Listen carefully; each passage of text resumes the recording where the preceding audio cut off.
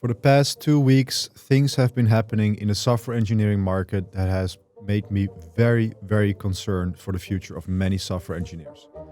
This is not just another hiring cycle dip. This is not 2022 with the market overcorrecting. There is a fundamental shift happening right now, and I'm concerned. I'm not here to scare you. This is not a fear-mongering video. I'm just sharing with you what I've been seeing on tech Twitter over the past 2 weeks and sharing my concerns with you. I'm going to show you exactly what's going on right now, what the latest trends are, and what you need to be aware of so that you can avoid being replaced or being negatively affected by what's going on. So let's jump in. So you may not have heard this, but something is going on X right now that is absolutely insane. It's called the Ralph Wiggum technique. And this is a technique of running AI agents in a for loop. And it's extremely simple, but extremely effective too. So I wrote a post to my KubeCraft community here where I shared how I discovered this technique. And here's the viral thread where I discovered it. This is a thread by Ryan Carlson, who is the CEO of AMP, which is also a code editor. But he wrote this article that went completely viral, got 1.8 million views on X, where he explains the Ralph technique. And this was originally created by a man called Geoffrey Huntley. And Geoffrey Huntley made an original post in July, 14th of July, 2025, where he says, Ralph Wiggum as a software engineer. And it's a really funny story. You can check it out yourself. But fundamentally, what Ralph is a while loop where you give Claude Code a prompt, and then you let Claude Code just iterate on itself in the background. And people are using this right now to build software while they sleep. So I've been using this myself. I built something that I've been wanting to build for several years, and I did that in a matter of 1 week while I was sleeping. Specifically, only let the AI agent run while I was sleeping, and I built something that I'm going to be releasing very soon, but which I can't share with you yet. But it is extremely, extremely powerful, this technique, and people are using this to clone SaaS companies. Now, who is this Geoffrey character? Okay, he created this technique, but who is this guy? Well, he is I believe he's a tech lead at Canva, and then he went on to do his own thing, and he goes around speaking on conferences about the AI software engineering market. And like he dresses like this, so anyone who comes to a tech conference dressed like this to give a talk already is a massive winner in my book. But I strongly recommend that you check out his channel. He has his own style, but he makes videos where he talks about the fundamental skills and knowledge you need as a software engineer in 2026. I strongly suggest you check out this video where he will explain to you exactly what he means. But the key point that Geoffrey makes is that software engineering, because of these while loop techniques, fundamentally now has a cost of $10.24 an hour. If you run Claude Code constantly in a while loop for 24 hours, then the hourly cost of that is $10.24. So right now, writing software is actually cheaper than a burger flipper at McDonald's. And that is what's happening right now. Software development, the actual writing of code, is now almost completely automated, and people whose only skill is to write the code, they are in trouble. If you're at a corporate job right now and you get paid to work 40 hours a week, but as many software engineers do, you just cruise by on 2 hours and you just do the bare minimum, your job is in jeopardy. And I want to warn you that you have to wake up right now because things are changing. Using this Ralph technique, Geoffrey Huntley took HashiCorp Nomad, he pulled down the source code, ignored the license, and then ran Ralph in a loop to generate the specifications. So he's reverse engineering the software into specifications. So first you have the specifications. And then when you have the specifications, he then lets Claude Code run in a loop to generate the software out of these specifications. And by using this, he was able to completely reverse engineer HashiCorp Nomad, including the enterprise offering, okay?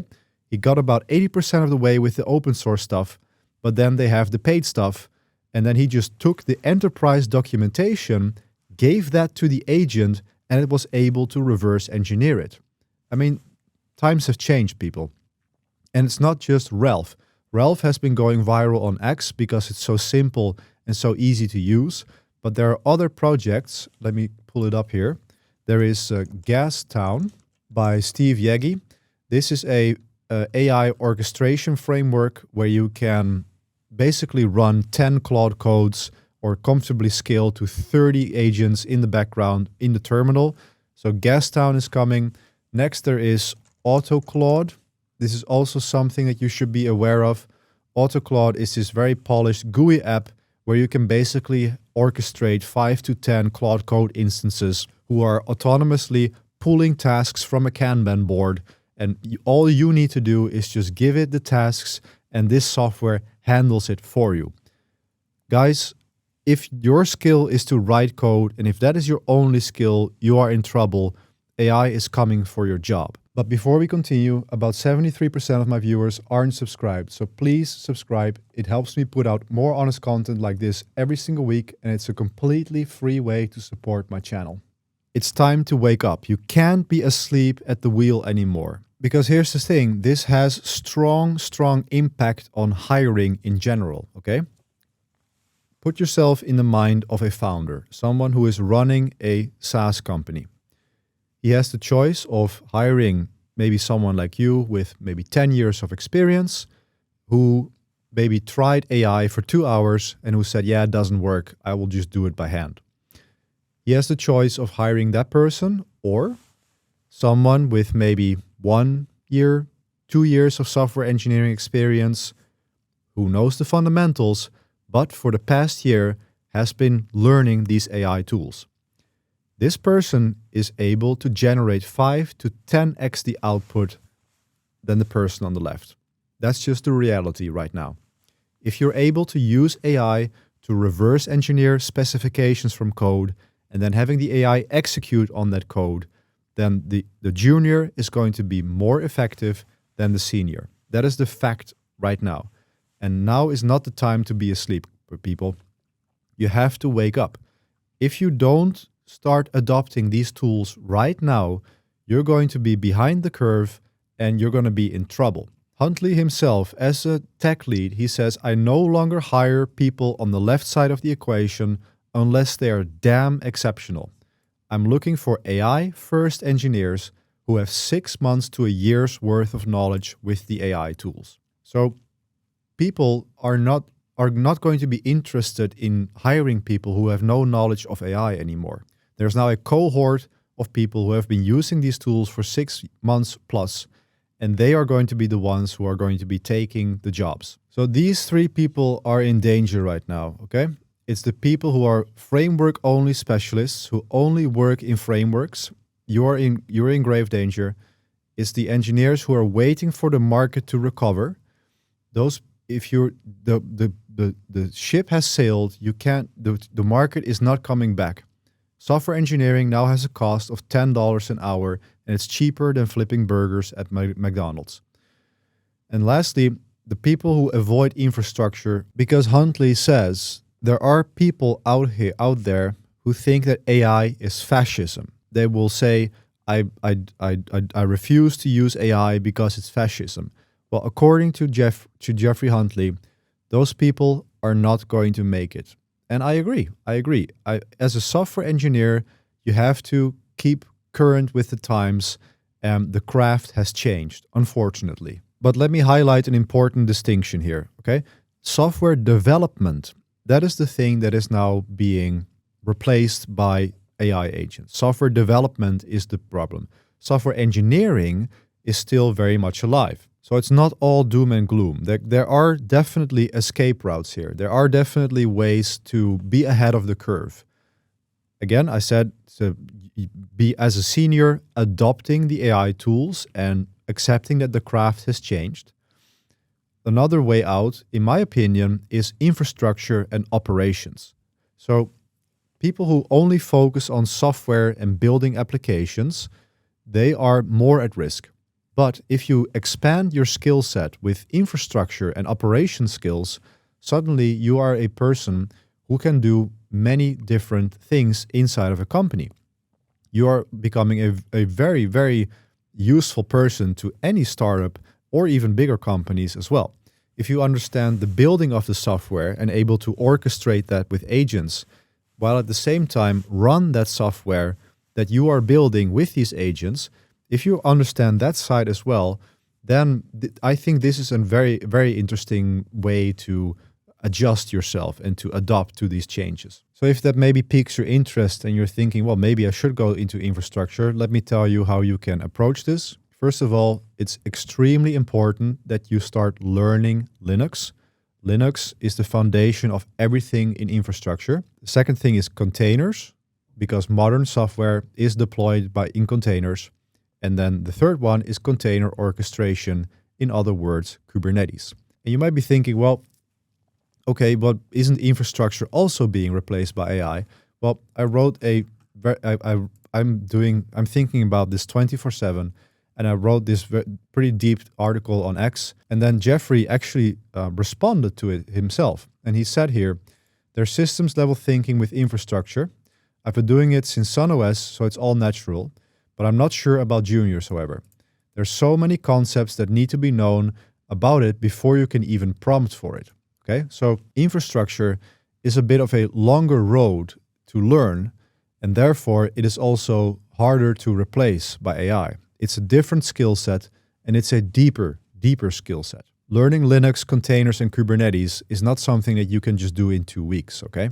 It is a longer road, but therefore I think it is also a more viable way of future-proofing your career.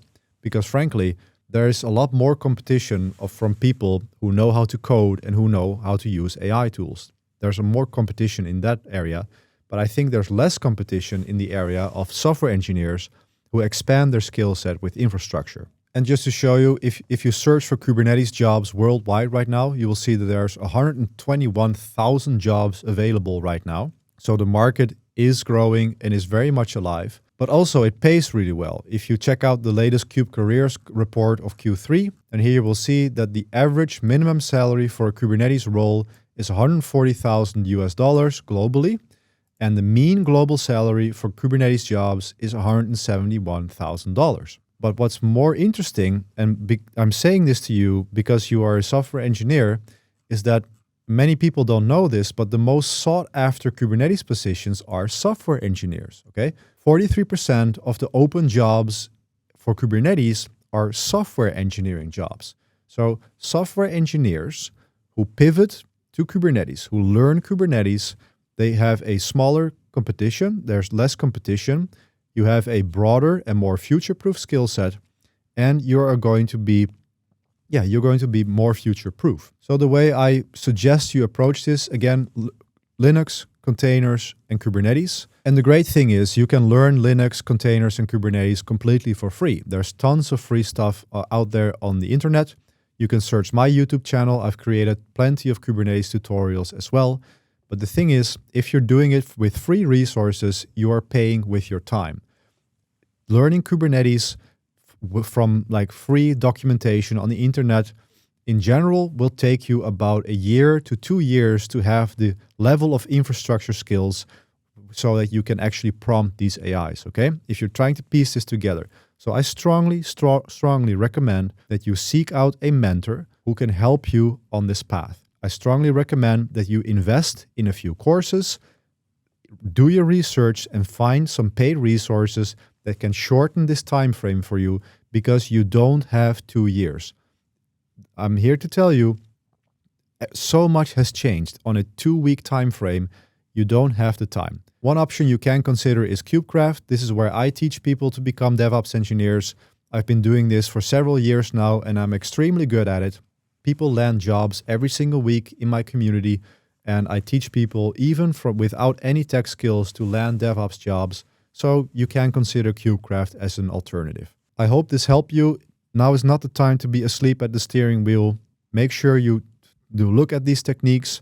You need to be able to understand what an agent is, what an agentic loop is, and check out the Ralph technique, because the market is moving fast, but there are ways out and there are ways to prevent being replaced. Future-proof yourself. You can do it. This is your wake-up call. Thank you so much for watching, and I'll see you in the next one.